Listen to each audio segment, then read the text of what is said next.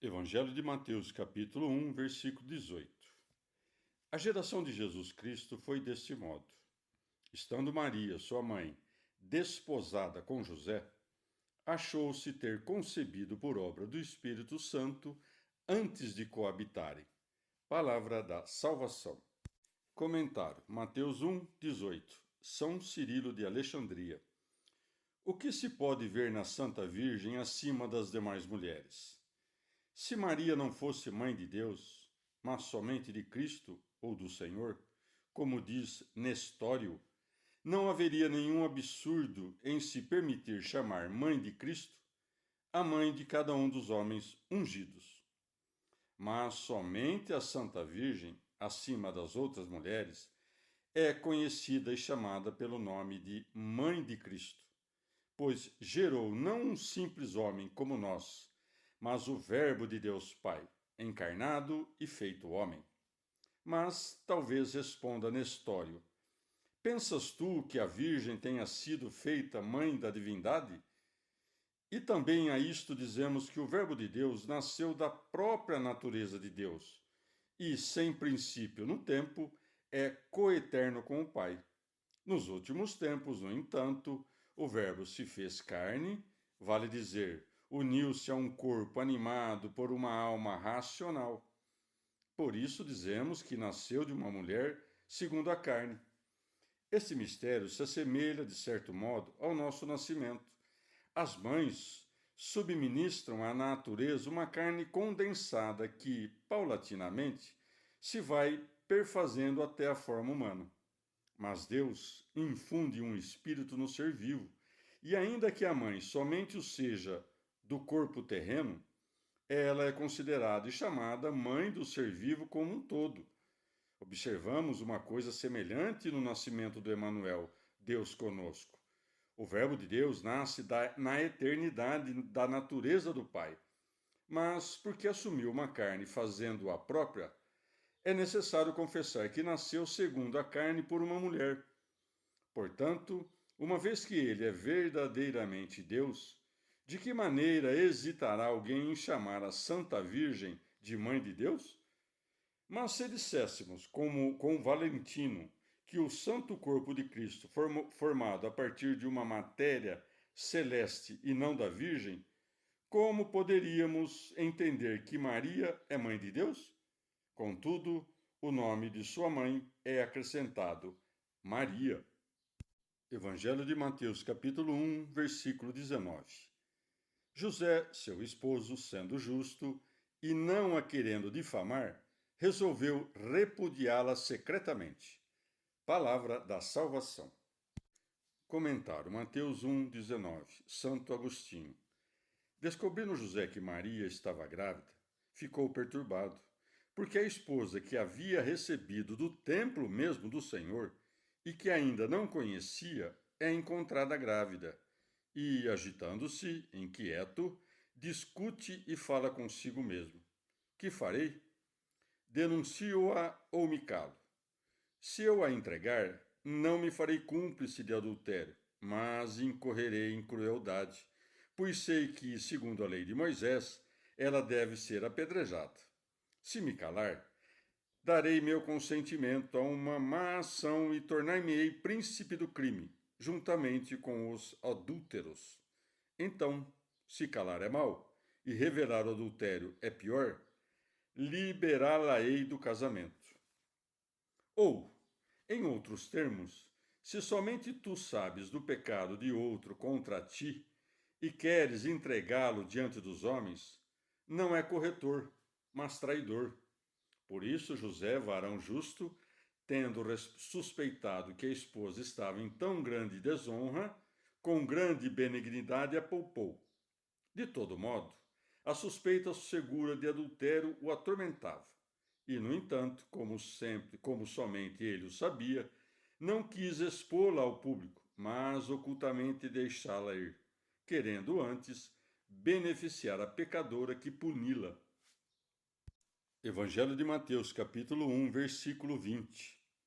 Andando ele com isto no pensamento, eis que um anjo do Senhor lhe apareceu em sonhos. Ele disse: José, filho de Davi, não temas receber em tua casa Maria, tua esposa, porque o que nela foi concebido é obra do Espírito Santo. Palavra da salvação. Comentário Mateus 1, 20. São João Crisóstomo. Nota-se também a mansidão de José, que a ninguém revelou sua suspeita, nem sequer àquela de quem suspeitava, mas cogitava isso em seu interior. Não apareceu a José em clara visão, como aos pastores, porque era muito fiel. Os pastores, ademais, como eram rudes, necessitavam de uma visão clara. A Virgem também o necessitava, porque era a primeira que deveria ser instruída em tão grandes coisas. Semelhantemente, Zacarias necessitou de uma visão miraculosa antes da concepção de seu filho. Ao dizer-lhe, não temas, indica que José já então temia ofender a Deus, como quem tem em sua companhia uma adúltera, pois de outra maneira não teria pensado em deixá-la. Mas diz, não temas receber, isto é, mantê-la em tua casa, porque em sua mente já a havia deixado. Ou também, em meio à sua turbação, apareceu o anjo a José, para que se manifestasse a sabedoria deste justo, e que nisto mesmo encontrasse uma demonstração do que se anunciava, pois ao ouvir da boca do anjo o mesmo que ele pensava em seu interior, era sinal indubitável de que era enviado de Deus o que lhe falava, pois somente Deus sabe os segredos do coração. A narrativa do evangelista não admite suspeita ao dizer-nos que José sofreu o que é natural que sofra um esposo. A Virgem também afastou toda má suspeita, visto que seu esposo, que sofreu pelo ciúme, a tomou sob sua guarda e continuou em sua companhia depois de haver concebido. E se a Virgem não revelou a José o que o anjo lhe havia anunciado, foi porque não pensava que seu esposo a cresce, principalmente depois de este ter sido conduzido à suspeição. E o anjo anunciou o mistério à Virgem antes de conceber, para que não estivesse em contínua ansiedade, dizendo-o depois, uma vez que era muito conveniente que se encontrasse livre de toda preocupação aquela mãe que iria receber em seu seio o Criador de todas as coisas. O anjo não somente isentou a Virgem de toda mistura carnal e iníqua, como fez com que José visse que sua esposa concebeu por obra sobrenatural, não apenas afastando todo o temor, mas também acrescentando alegria, dizendo, porque o que nela foi concebido é obra do Espírito Santo. Evangelho de Mateus, capítulo 1, versículo 21. Dará à luz um filho, ao qual porás o nome de Jesus, porque ele salvará seu povo dos seus pecados. Palavra da salvação. Comentário Mateus 1, 21. São João Crisóstomo. Como o que o anjo havia dito a José era a palavra maravilhosa que ultrapassava todo o pensamento humano e está acima das leis da natureza, confirma então a verdade de suas palavras, não só pela revelação do passado, mas do que ocorreria no futuro. Dará à luz um filho ao qual porás o nome de Jesus. Ou talvez ele tenha dito de modo indeterminado, para mostrar que ela o deu à luz para todo o mundo. Explica-lhe logo o admirável deste nascimento, porque Deus é quem envia desde o céu, pelo ministério de um anjo, o nome que haveria de ser atribuído ao menino. E este não é um nome qualquer, mas um tesouro de bens infinitos. E por isso o anjo o interpreta, sugerindo-lhe boa esperança e, a partir disso, induzindo-lhe a crer no que dizia. Pois inclinamo-nos com maior facilidade às coisas prósperas e com maior prontidão damos confiança às coisas felizes. Evangelho de Mateus, capítulo 1, versículos de 22 a 23. Tudo isto aconteceu para que se cumprisse o que foi dito pelo Senhor por meio do profeta que diz: Eis que a Virgem conceberá e dará à luz um filho, e lhe porão o nome de Emanuel, que significa Deus conosco. Palavra da salvação. Comentário Mateus 1, de 22 a 23. São Jerônimo. Uma vez que no profeta é dito o seguinte: O mesmo Senhor vos dará este sinal. Isaías 7,14. Deve ser algo novo e maravilhoso. Se, contudo, como pretendem os judeus, quem há de partir é uma jovenzinha ou uma menina, não uma virgem, que tipo de sinal poderia ser este, uma vez que o nome, jovem ou menina, indica a idade, não a integridade? É certo que a palavra virgem se diz em hebraico betula, que não está consignada na profecia, na qual está posto alma, que as versões, com exceção daquela dos 70, verteram por adolescente.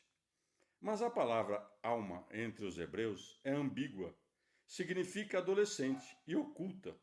Portanto, alma não quer dizer somente menino ou virgem, mas uma virgem oculta e retida, jamais exposta aos olhares dos homens, mas guardada por seus pais com o maior cuidado. Também na língua fenícia, considerada derivada de fontes hebraicas, a palavra alma é com propriedade traduzida por virgem, e nosso idioma, o latim, a traduz por santa. E os hebreus usam palavras de quase todas as línguas. Não me recordo, por mais que lute com minha memória, de ter lido jamais a palavra alma com o significado de uma mulher casada, mas daquela que é virgem. E não apenas virgem, mas nos anos da adolescência, pois também uma velha pode ser virgem. Essa virgem, no entanto, estava nos anos da puberdade, certamente uma virgem, não uma criança muito jovem para se casar. O evangelista diz conceberá. O profeta, como quem prediz o que há de ser, escreveu receberá. O evangelista, como quem refere o sucedido, não o futuro, omitiu o receberá e colocou conceberá. Porque o que já tem de nenhuma maneira poderá receber, mas disse: Eis que a Virgem conceberá e dará à luz um filho. Os 70 e os outros 3 tradutores verteram, no entanto, semelhantemente, chamarás pelo chamarão, que aqui está escrito e que não está em hebraico, pois o verbo charatim, que todos traduziram por chamarás, pode traduzir-se também por chamará. Vale dizer que a mesma Virgem que conceberá e parirá o Cristo, chamá-lo-á de Emanuel, que é traduzido como Deus conosco. Mas deve-se saber que os hebreus pretendem que essa profecia diga respeito a Ezequias, filho de Acás, porque em seu reinado foi tomada a Samaria. Afirmação que não podem provar de modo algum, porque Acás, filho de Joatão, reinou sobre Judá e Jerusalém por 16 anos, a quem sucedeu o reino de seu filho Ezequias, aos 23 anos de idade, e reinou sobre Judá e Jerusalém por 29 anos. Como, pois, a profecia feita a Acás no primeiro ano de seu reinado poderia referir-se à concepção e ao nascimento de Ezequias, uma vez que este já tinha 9 anos quando seu pai Acás começou a reinar? A menos que digam que o 6º ano do reinado de Ezequias, no qual a Samaria foi tomada, chama-se infância do seu reino, não infância de idade, algo que até aos tolos é patentemente forçado e excessivo. Um judaizante dos nossos sustenta que o profeta Isaías teve 2 filhos, Jazube e Emanuel, e que Emanuel nasceu de sua mulher, a profetisa, como figura do Senhor e Salvador. Mas isto é pura fábula. Deve, pois, entender-se o que se diz a Acás nesse sentido. Casa de Davi, esse menino que nascerá da Virgem seja chamado agora Emanuel, porque os eventos mesmos te demonstram, provavelmente libertada dos 2 reis inimigos, que Deus que tem te tem presente consigo, mas depois será chamado Jesus, isto é, Salvador, porque salvará todo o gênero humano. Não te admires, portanto, casa de Davi, com a novidade de que a Virgem dê à luz Deus, que tem tão grande poder que, mesmo havendo de nascer daqui a muito tempo, te livra agora só por haver sido invocado. Evangelho de Mateus, capítulo 1, versículos de 24 a 25. Ao despertar José do sono, fez como lhe tinha mandado o anjo do Senhor, e recebeu em sua casa Maria, sua esposa. E, sem que ele a tivesse conhecido, deu à luz um filho e pôs-lhe o nome de Jesus. Palavra da salvação. Comentário: Mateus 1, de 24 a 25. São Jerônimo. Mas Euvídio, com supérfluo esforço, afadiga-se para mostrar que o verbo conhecer deve referir-se antes à cópula, que é o conhecimento, como se alguém já o tivesse negado ou se as inépcias que refuta pudessem ser conjecturadas em algum momento por pessoa prudente. Ele pretende depois ensinar-nos que os advérbios donec e usque significam tempo determinado, depois do qual se realiza aquilo que, até então, não se realizava, como sucede nesta passagem. E, sem que ele a tivesse conhecido, deu à luz um filho. Aqui vê-se, diz Euvídio, que José a conheceu depois do parto, e que esse conhecimento era adiado apenas pelo nascimento do filho.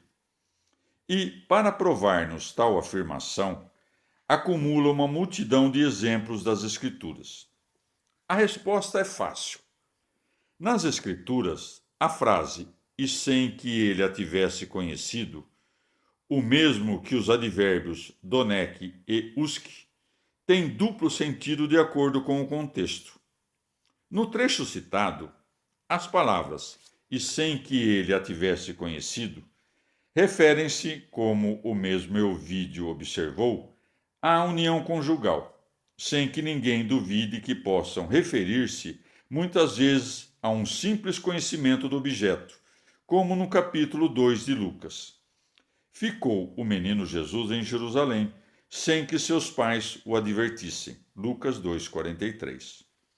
Assim também os advérbios donec e usque significam, com frequência, tempo determinado, como Euvídio faz notar, mas muitas vezes também tempo indefinido, como o seguinte: até à vossa velhice eu sou. Isaías 46:4. Pode inferir-se daqui que depois de terem envelhecido, Deus deixará de ser o que era? O Salvador diz no Evangelho: eu estarei convosco todos os dias até o fim do mundo. Mateus 27:20. Logo, depois que o mundo acabar, não estará ele mais com os seus discípulos? O apóstolo diz: é necessário que ele reine até que ponha todos os inimigos debaixo de seus pés. 1 Coríntios 15:25. Por acaso, depois que aqueles estiverem debaixo de seus pés, deixará de reinar? Compreenda, pois, Euvídio, que o escritor sagrado não escreveu senão aquilo que, caso não fosse escrito, poderia ser matéria de dúvida, sendo que o resto foi deixado à nossa inteligência. Segundo esta regra, o evangelista nos indica aquilo que poderia despertar escândalo, isto é, que ela não foi conhecida por seu marido até o parto, para que, com maior razão, compreendêssemos que não foi conhecida após o parto. Em suma, pergunto a Euvídio: por que José se absteve até o dia do parto? Responder-me-á: porque havia ouvido o anjo dizer que o que nela foi concebido é obra do Espírito Santo. Logo, aquele que teve uma fé tão grande no sonho que não ousou tocar sua esposa, é crível que, depois de ter ouvido os pastores, visto os magos e presenciado tantos milagres, se atrevesse sequer a aproximar-se daquela que era templo de Deus, sede do Espírito Santo e mãe do seu Senhor? Por que o evangelista diz seu filho primogênito? Lucas 2,7. Suspeitam alguns, de modo muito perverso, que Maria teve outros filhos, porque dizem que não se chama de primogênito, senão o que tem irmãos, sendo que é costume das Escrituras não chamar de primogênito a quem seguem outros irmãos, mas o que nasceu primeiro.